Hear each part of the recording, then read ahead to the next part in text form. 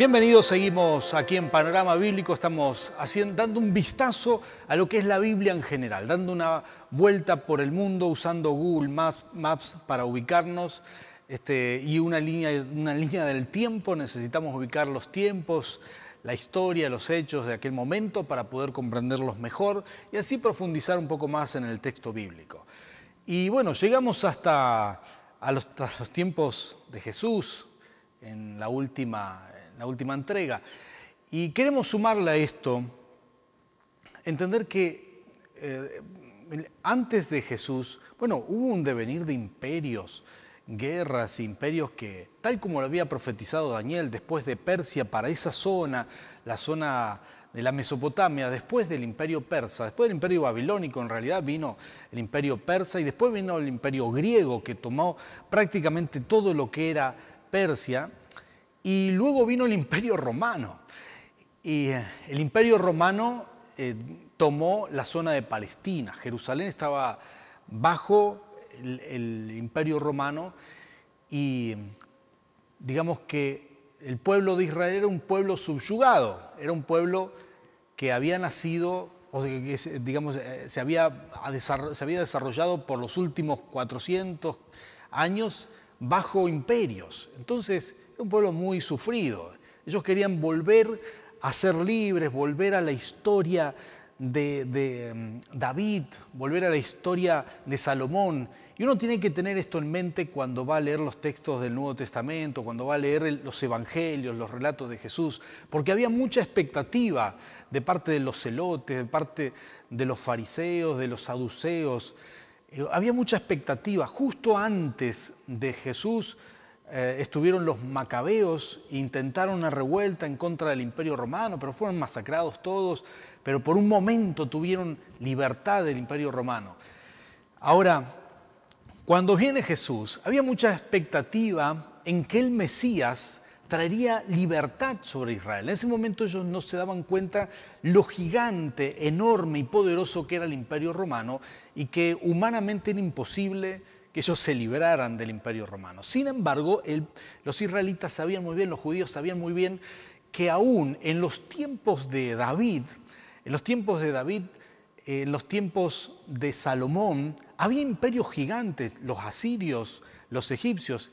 Sin embargo, Dios cuidaba a su nación y ellos tenían esa expectativa que un Mesías los llevara otra vez a la gloria de aquellos tiempos. Sin embargo, el plan de Dios, como dijimos al principio, era lograr que de un hombre, Abraham, naciera un pueblo y que de ese pueblo viniera un Mesías, no para la salvación del mismo pueblo, sino para la salvación de la humanidad. No estaríamos aquí si no fuera ese plan tan grandioso.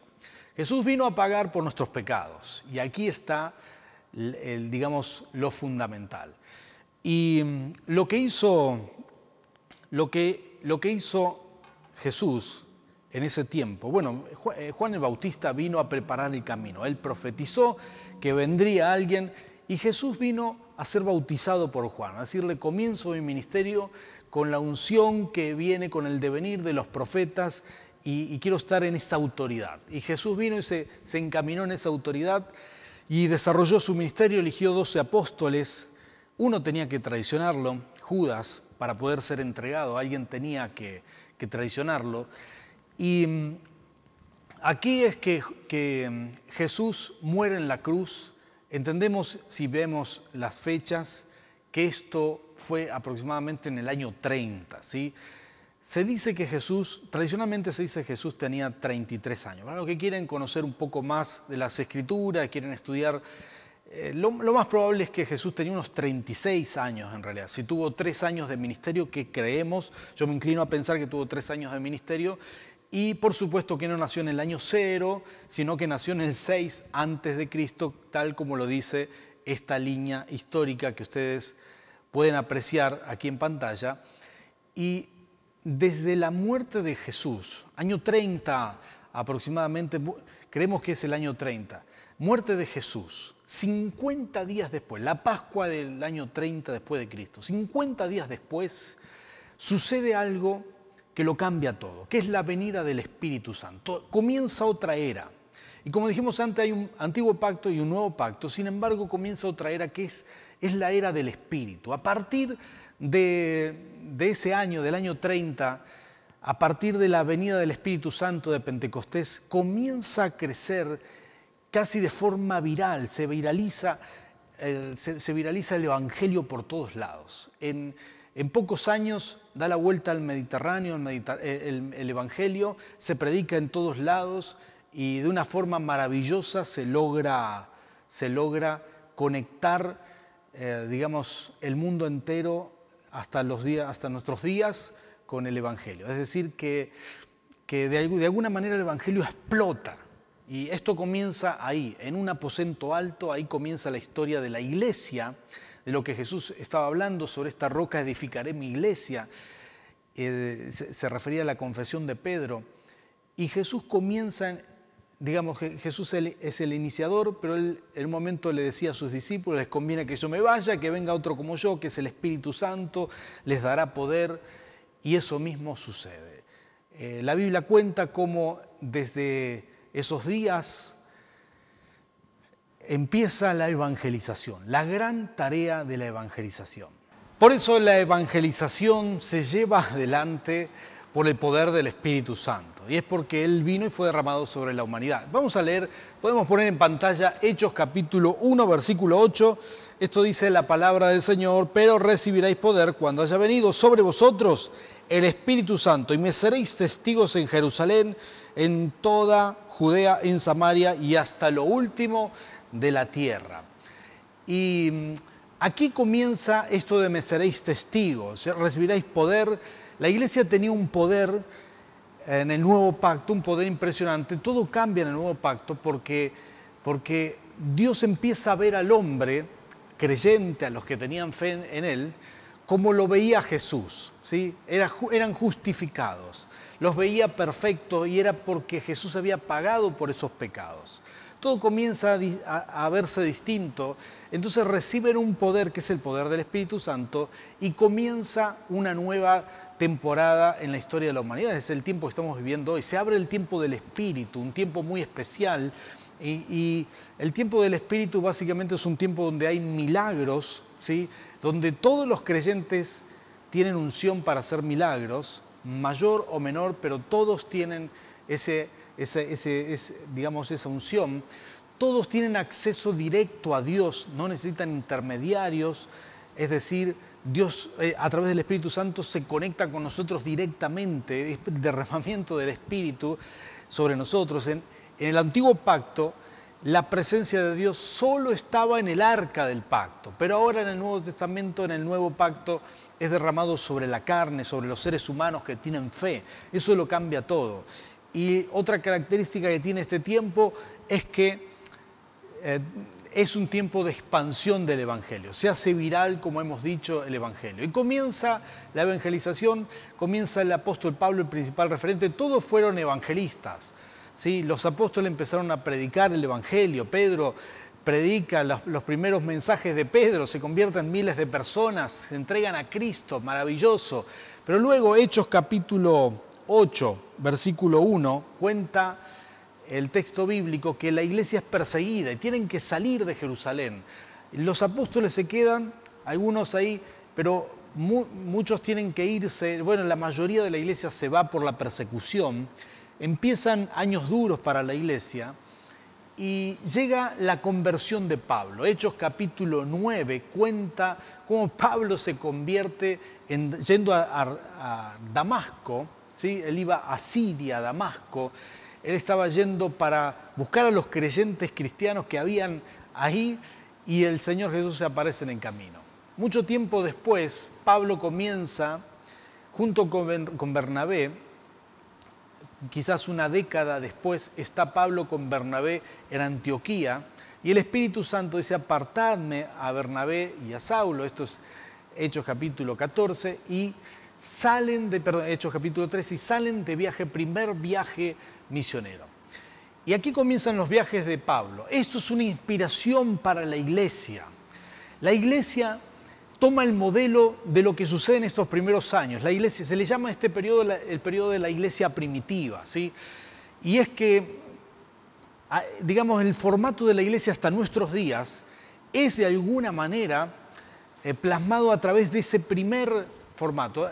Digamos, lo que sucede ahí es lo que sucede ahora, ¿sí? O fue sucediendo durante los tiempos, que la iglesia se expande por el mundo entero y usando las oportunidades que tenga. Para entenderlo bien, el Imperio Romano había crecido tanto que había cierta seguridad, no había guerras, porque el imperio ya dominaba una buena parte del mundo conocido en esa época. Entonces había mucha seguridad, lo que le llaman la pax, la paz romana, ¿sí? También el imperio había hecho las famosas vías romanas, la calzada romana. Tenían caminos, carreteras bien hechas y carreteras adoquinadas por el mundo entero. Tenían hasta por África del Norte. Es impresionante lo que habían logrado, ¿no? Y eso todavía se sigue desarrollando mucho más. Y el Imperio Romano, en vez de ser, bueno, oprimía al pueblo de Judá. Sin embargo, después pasa a ser al revés, pasa a ser una plataforma como para que el Evangelio empiece a crecer. Hay que entender esto porque había muchas vías, muchos viajes, muchos navíos, muchas vías de comercio por mar y por tierra, y en ese contexto nace la iglesia y aprovecha todo eso que, digamos que en aquel tiempo era totalmente viable, ¿no? En ese contexto, el apóstol Pablo se desarrolla su ministerio, es llamado por el Espíritu Santo para predicar a los gentiles y empieza a viajar por el mundo. Primer viaje de Pablo, vamos a verlo acá en pantalla, este es el apóstol Pablo saliendo, esto es Antioquía, ¿sí? La ciudad que mencionamos, la ciudad donde escribió Mateo. Aquí había una iglesia maravillosa, esta es una iglesia llena del Espíritu, así tiene que ser la iglesia, una iglesia que está pensando, que está escuchando la voz del Espíritu Santo y una iglesia que está pensando en evangelizar en el mundo entero. El Espíritu le dijo, apartadme a Bernabé y a Saulo, y estos salieron desde Antioquía a Chipre, la tierra natal de Bernabé. Y esta es la isla de Chipre. Luego de Chipre se cruzan a Turquía. En el viaje, Juan Marcos, que era un joven, Juan Marcos sería el evangelista que escribe el Evangelio según Marcos, ¿no? Juan Marcos se regresa, él dice, yo no quiero tantos viajes, tanto tiempo viajar, quiero volver a Antioquía, y se regresa a Antioquía, pero después, bueno, él como que le falla un poco al apóstol Pablo, el apóstol Pablo ahí se molesta un poco, se vuelve Juan Marcos, pero ellos siguen y comienzan por primera vez a predicar en esta zona de Turquía, ¿sí? Y comienzan a predicar. Este es el primer viaje del apóstol Pablo. Acá le pasa de todo. Entra a otra ciudad que se llama Antioquía también, entra a Listra, a Derbe, es apedreado en Listra, sigue viaje a Derbe, Inconio, llega a lugares predicando el Evangelio, abriendo iglesia y vuelve por el mismo camino y se vuelve después de mucho sufrimiento, de ser apedreado, de sufrir, vuelve otra vez a Antioquía de regreso y a comentarle a sus hermanos cómo había crecido el Evangelio, aún entre los gentiles, y esto era maravilloso. Ya lo había vivido Pedro con la conversión de Cornelio, ¿no? Ya todos estaban creyendo que digamos, el Evangelio no era solo para los judíos, había nacido entre los judíos. Jesús era judío, pero el Evangelio era para el mundo entero. Y esto era un cambio de cosmovisión para aquel tiempo. La gente no podía creer, los cristianos de aquel momento, que en su mayoría eran judíos, no podían creer que esto sea para el mundo entero, porque antes, digamos, ser judío era solo para los nacidos como judíos. Pero ahora, ser cristiano es para los que nacen de nuevo por el Espíritu Santo. Y esto no tiene que ver con nacionalidad. Esto era algo novedoso, algo nuevo para ese tiempo. Así que el apóstol Pablo sigue viajando. Él sale otra vez, en esta oportunidad se lleva consigo a Silas y dice, nos vamos a recorrer las iglesias que ya hemos predicado, y se van por tierra rumbo a Turquía, hacen una gran vuelta ahí mucho más grande. Ahora se cruzan. Aquí el Espíritu Santo le dice que se crucen a Macedonia, llegan a Grecia, hacen una enorme vuelta, vienen otra vez a Turquía por mar y de ahí regresan a Jerusalén esta vez y de Jerusalén a Antioquía. Una vuelta gigante y estos, imagínense, llevan meses, años el viaje, pero levantando iglesia, viendo cómo la gente crece en el poder del Evangelio. Y luego vuelven a viajar por tercera vez, el tercer viaje misionero.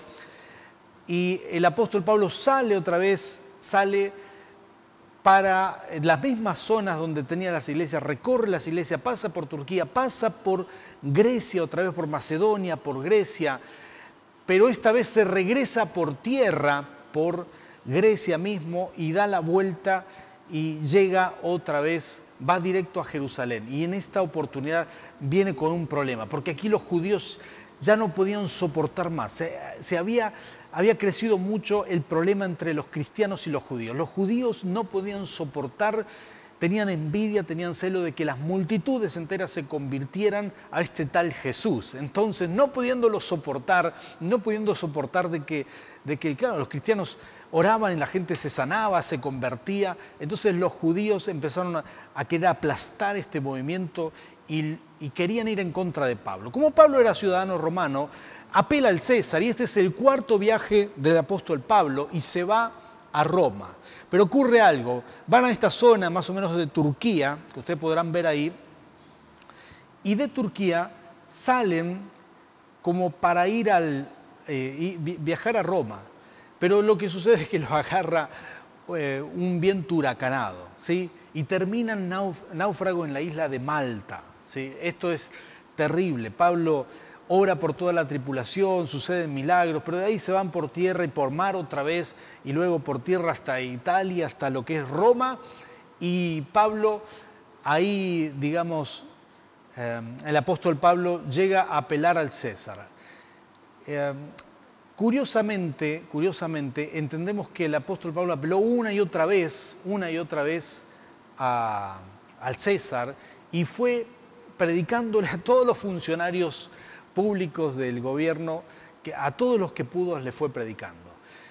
El apóstol Pablo posiblemente es liberado ahí, pero luego algunos sugieren que fue atrapado otra vez por el Imperio Romano, ya con la gran persecución, tiempos de Nerón, llegan los años 70 donde es destruido el templo de Jerusalén, todos los judíos tienen que salir dispersos, llegan otros tiempos mucho más difíciles, los cristianos son perseguidos y empiezan a ser maltratados, hasta los atrapan para matarlo en las arenas de Roma, los persiguen por todo el mundo por ser cristianos, empieza una gran persecución que dura siglos.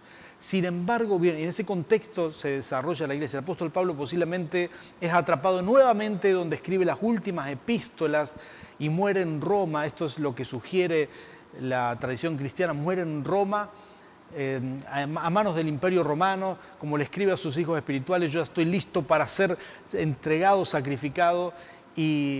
Y bueno, esa no es la historia no termina ahí la historia del canon, se sigue escribiendo después de esto. El último que escribe es el apóstol Juan, que era muy joven cuando comienza Jesús su ministerio. Algunos sugieren que tenía unos 14 años, y el apóstol Juan era anciano, pero llega a terminar de escribir el libro de Apocalipsis, ya por causa de toda esta persecución, posiblemente confinado a una isla en Patmos. Si ustedes pueden ver aquí en pantalla, es una isla griega, es un paraíso esta isla, pero en ese momento no era un paraíso, era una cárcel. Ahí lo tenían prisionero o confinado en esa isla, pero ahí recibe del Espíritu, ve visiones, y estamos hablando ya para el año 90 y pico, algunos sugieren 98, y se termina de escribir el último libro de la Biblia, el último libro, que es el libro de Apocalipsis, ¿sí? Hemos hecho un vistazo general y ustedes pueden ver